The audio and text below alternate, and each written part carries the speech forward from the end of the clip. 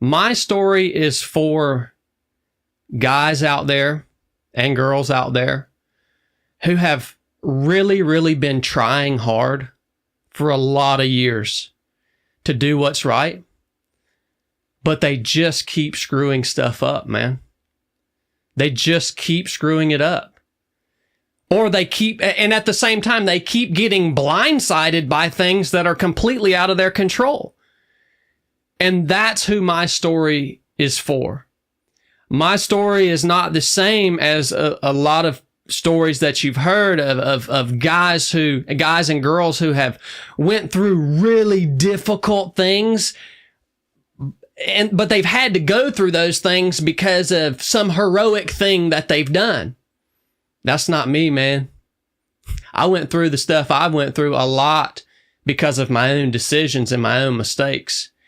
And that's who my story's for. And it's for you guys that feel that way and who are experiencing that. And it's to tell you and to show you that there's a secret, man.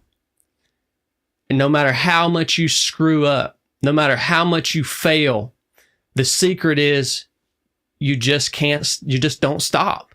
You just keep going. In spite of what everyone around you is saying to you, in spite of all the negative things you hear from your peers and from your coworkers and from your family members, and people are just trying to beat you down and destroy you because of all the crap you've done, you just got to own it and you just got to keep going, man. And that's all I've done. That's the secret. I just have not stopped. In spite of all of my mistakes, in spite of all of the crap that I have experienced in this life, I just got back up and I just kept going. And I'm still doing that today. I'm still just saying, I'm just going to keep going. And that has led me to a place in my life where I'll tell you where I'm at in life right now.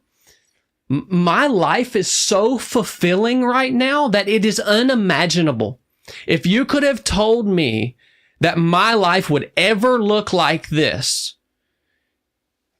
10 years ago, 15 years ago, I would say there's no way, because I'm just a screw up, dude. But my life is so rich and so fulfilling. And every one of you guys watching this, you have the opportunity to get there if you just don't stop. That is the secret. That takes patience, right? To get back to my story, a lot of you guys have heard this. I went to Navy boot camp. I went through boot camp. I got to the last day of boot camp. We had just finished a big evolution. They call it like battle stations. It's like a 24-hour long FTX, final training exercise. And we get to leave there. Once that evolution is done, you go and you swap your hat out, your recruit hat with a hat that says Navy.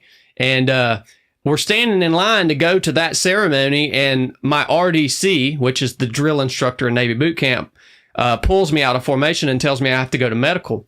And so I go down to medical, and the dive medical officer proceeds to tell me that they had found a 7-centimeter pericardial cyst on my heart. They had never seen that in a SEAL candidate before. It's a rare condition, but it disqualified me from ever becoming a SEAL. So he told me right then, he said, this is asymptomatic cyst, meaning we're not going to go in and take it off your heart because it's not worth the risk. So you can't be a SEAL. So you can either go to the big Navy, to the fleet, or you can go back home on a breach of contract. So they sent me back home, man. I got to the last day of boot camp and they sent me back home. And here's what I want to tell you guys that you've never heard this part of that story before. When I got back home, that was one of the lowest times of my whole life. Like, you guys don't understand. The town I grew up in, everybody knows everybody. And everybody before I left was laughing at me. You're going to go be a Navy SEAL? Like, for real, man? Pfft, that's ridiculous. Everyone was laughing at me. When I showed back up in my little hometown, well, nobody cared that I had a cyst on my heart. Like, nobody was going to hear that. Like, no, guys, I didn't quit. Like, they kicked me out. And dude, that was one of the lowest points of my whole life. And let me tell you what's interesting about this story right here. Your wife said something last night. she said, there are things that have happened to me in the past that have really impacted me and affected me, but they don't look like anything big or grand or significant to other people. And I so related to that when she told me that, because when I got back home after they kicked me out of the Navy, all I wanted to do, dude, was go eat at the Texas Roadhouse wearing my dress blues. I wanted to do that so bad, man. But everybody around me was like, no, you shouldn't do that. You're not in the Navy anymore. You need to move on with life. Like, you shouldn't do that. And I had the right to do it because I made it to the last day of boot camp. They actually checked me off as graduating boot camp because I made it through the final training exercise. The pain in my that I felt, just, there was, I wanted to be someone for the first time in my life that had accomplished something, and just wearing that uniform with my one little ribbon on it was like a huge accomplishment where I came from. And I wanted to be somebody for the first time in my life who had accomplished something. And I couldn't even do that. And when I went through this part of my story with my with my counselor back home, I go to tell him this, and I had never told anybody about just wanting to go eat at the Texas Roadhouse in that uniform. When I'm telling him this story, dude, I just broke down in sobs. Yeah. I'd never told anybody about this, but when I tell it to him for the first time, there was the pain that got locked in me somewhere from that moment. And it looks minuscule to everyone else, but the pain that was locked in my soul from that moment, it had been locked in there for decades.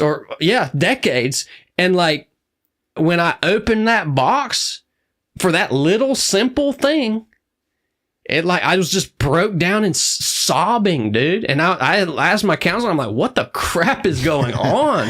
So there are parts of your story and of my story that I don't even know are there, but man, they'll hit you. And they're not always going to be the things that the world's going to look at and say, well, yeah, of course you were traumatized by that. Of course that caused you that much pain. Of course no, man, every human being is different, man. So in spite of everybody telling me, all my friends and people that were close to me, you need to move on with life. You don't need to wear that uniform. I did it. I put that uniform on and I went and ate at the Texas Roadhouse. And I came back home and I took that uniform off, and I thought that was going to be the last time that I would ever put that uniform on again. That's how it hurts, man. I wanted it that bad. That hurts so bad, man. I wanted it that bad. But obviously that's not what happened. I got to put the uniform on again.